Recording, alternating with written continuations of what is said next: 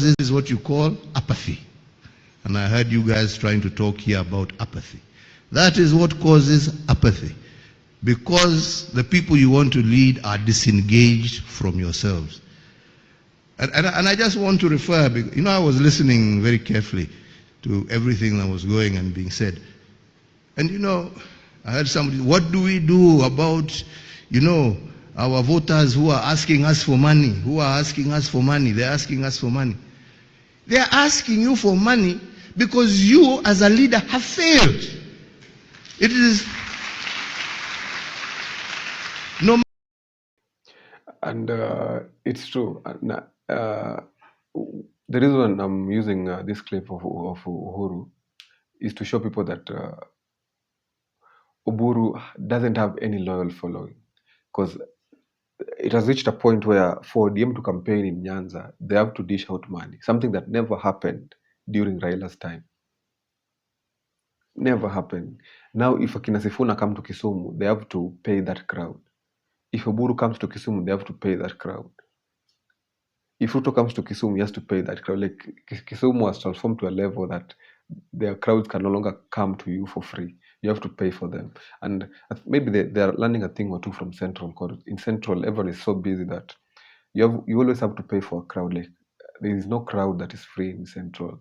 And the toughest place to campaign as a president in Central, if you don't have the cash, because Uhuru, as much as he wants to seem like some decent guy, he says he gives really nice speeches, but we know that from 2013 to 2017 to 2022, he led in the utmost voter bribery.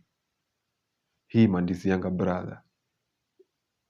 Yeah, they used to be voter bribery, but they took it to another level. Uhuru and Ruto, both terms and the Ruto now. The amounts that were being left in churches, the amount that being left in Harambee, like they led in the amount of voter bribery. As much as now he's saying that that's a bad feature for a leader, which is true. But what got you elected is that you are talking against. No matter how many laws you put in place to stop, we are going to cap how much money is going to be given, somebody will still give the money, law or no law. The problem is to fix the issue.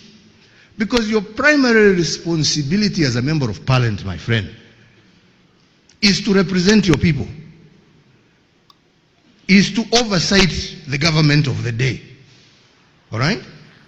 Now, if you have failed in your responsibility of representing your people to ensure that the government of the day has given them their ambulance, that has given them their health center.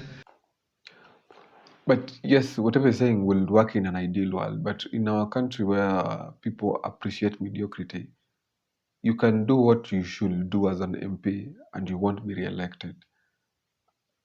Because people value that 1,000 shilling. People value that 500 shillings. It's more memorable than a road. And they are likely to vote that the guy that gave them 500 shillings than the guy that built them a road. So that's the kind of politics we have. That it's so bad that even the good politicians have to turn to bribery. So this is what is happening in. So this is what will be happening in most of the Nyanza counties. They are learning from Central, and they're learning that every time you listen to a politician lie, you should be paid for it.